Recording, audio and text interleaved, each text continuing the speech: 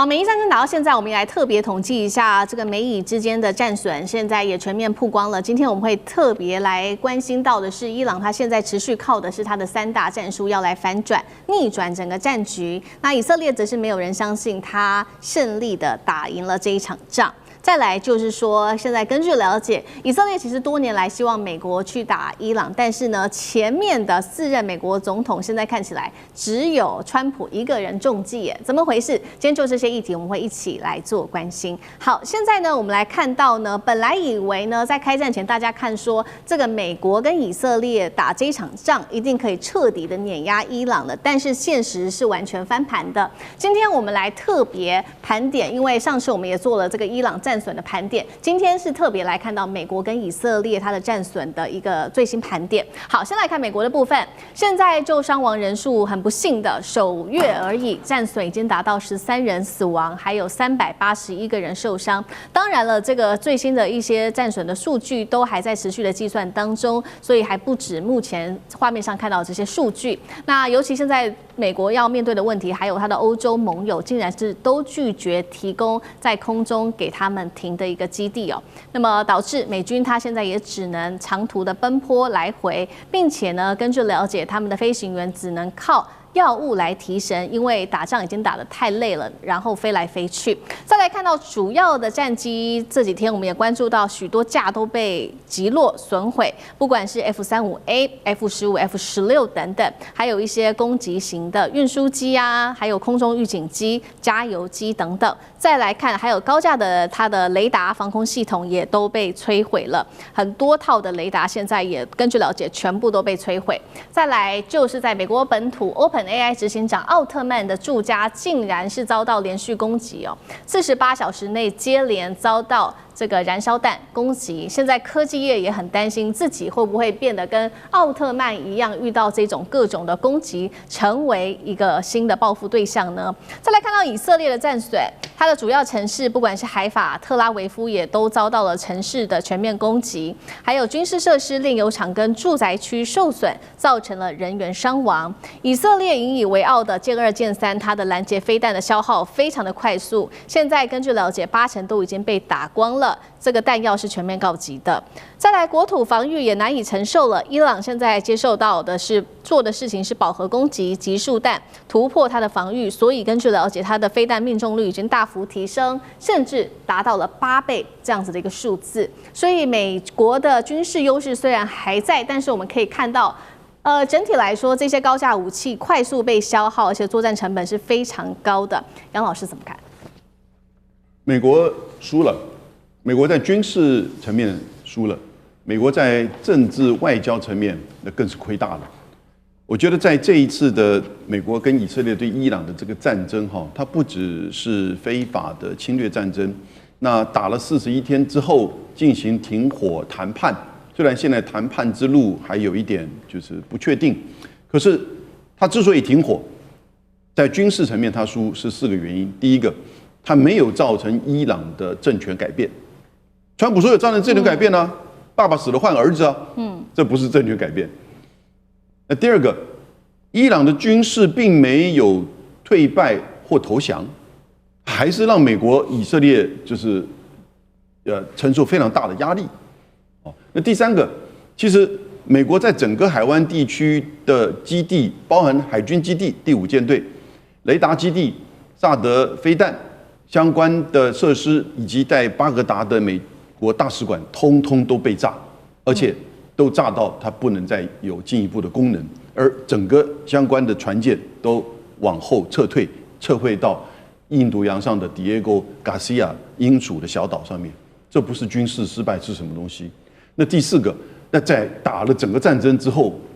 他最後被荷姆茲海峽這個持續的伊朗掌控，美國拿不下來。以前美國是透過，也就是在這邊的軍事基地，然後呢去確保荷姆茲海峽的自由航行。現在呢，不太可能再回復到戰前未來荷姆茲海峽的自由航行了。那我覺得在政治層面呢，美國的威望喪失，美國的盟友不支持他，連這次封鎖，美國也許多盟友第一時間跳出來說我不支持，我沒有參與。然後美國呢，他自己沒有辦法去阻止伊朗在這邊的抵抗之湖的力量。包含真主黨跟胡塞組織持續的擴大，美國根本也無法阻止以俄羅斯跟中國在中東地区的影響力的增加，所以從軍事跟政治層面呢，美國都輸了。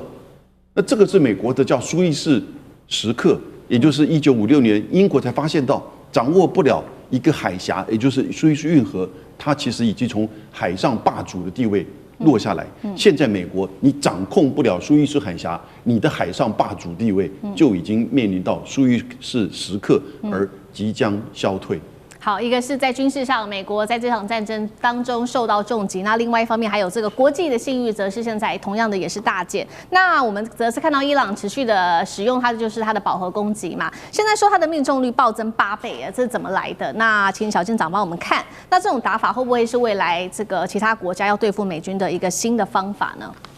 所謂的飽和攻擊啊，它並不只是單純只是數量而已，它其實還有方向上面，也就是我不是從單一方向來，我從四面八方来。那如果我們两國的距離是這樣，我如何四面八方呢？也就是现在所有的飛彈都有一種功能叫轉折點 （waypoint）， 它可以從中間轉向，甚至飛到後面再轉回來。那這就是我們講到的飽和攻擊第二個。有關於方向的飽和，第三個最嚴重的，也就是我幫你戰系的飽和，也就是我使用非常多不同形態的這個攻擊裝備，例如說我們剛剛講到有關於無人機，它的速度非常慢。那第二個，也就是有關於巡弋飛彈，它是次音速的，但是還有彈道飛彈，甚至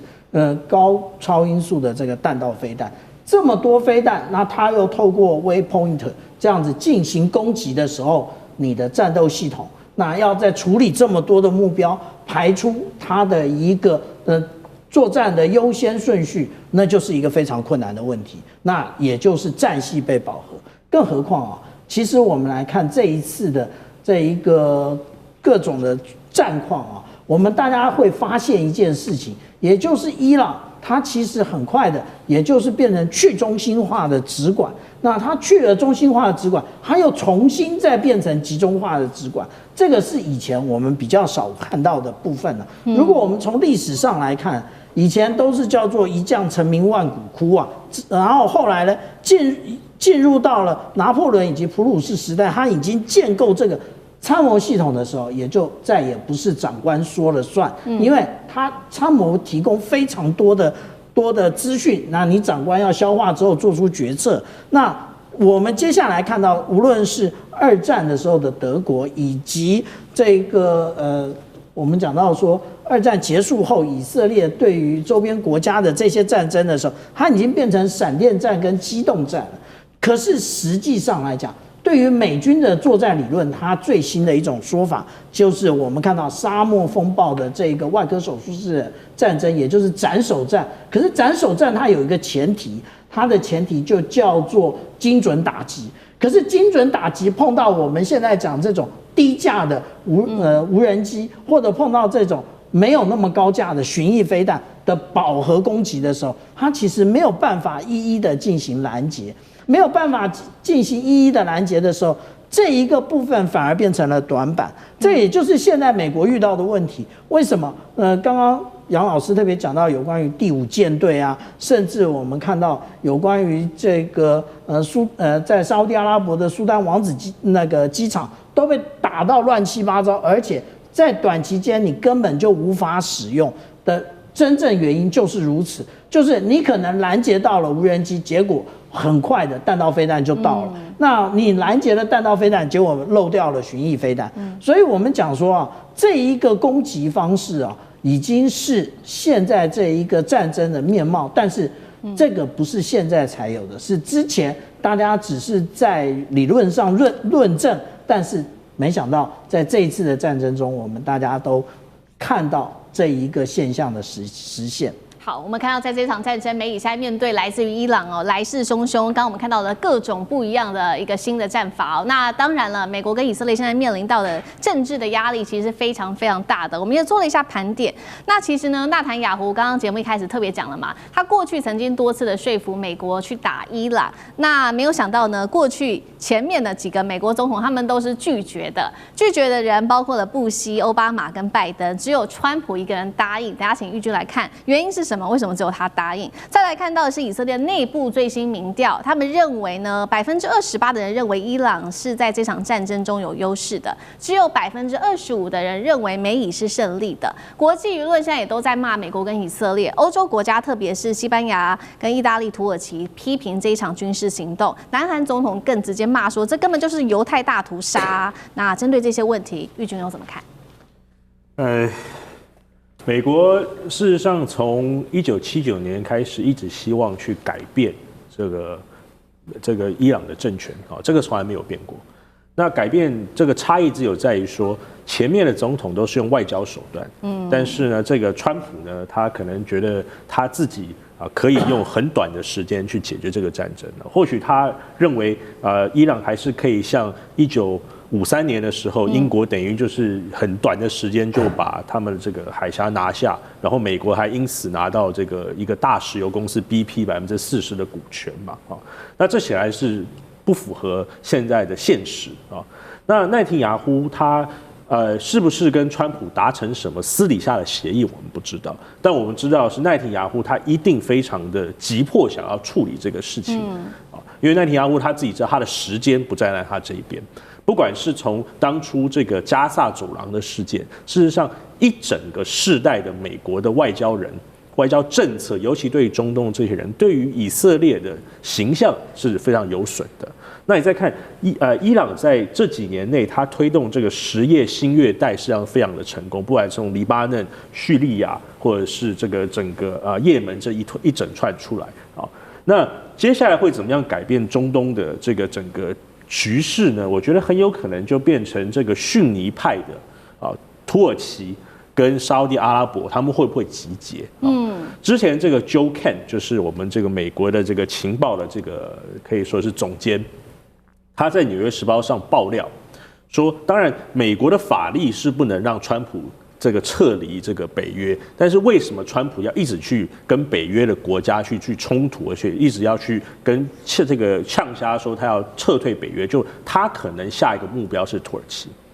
那土耳其因為是北約的成員國所以這整個中東是牽動式的在走。所以以色列的奈廷雅胡他當然非常的急迫，希望在現在把時間處理掉。你看在過去在這個週末的時候，奈廷雅胡出來發言，他還在講說他們已經達到他們很大的目的，他認為這個伊朗的政權已經被他們削弱那這個當然每個人有每個人的策略戰，每個人的認知戰，那只是我們從現在媒體看起來以色列跟美國他們還是很堅定的盟友。那美國跟以色列他們會不會去在意其他國家對他們的反感呢？我認為這並不会停止他們對於伊朗的攻擊，只是到現在為止，我們都不知道美國，尤其川普，他到底想要在伊朗達到什麼目的？是，好，謝謝玉君。那我們休息一下，馬上回来。地緣政治、美中之爭、戰略價值、強權崛起、小國生存，現在與未來洞悉事件走向，掌握世界脈動，全球觀點盡在環球。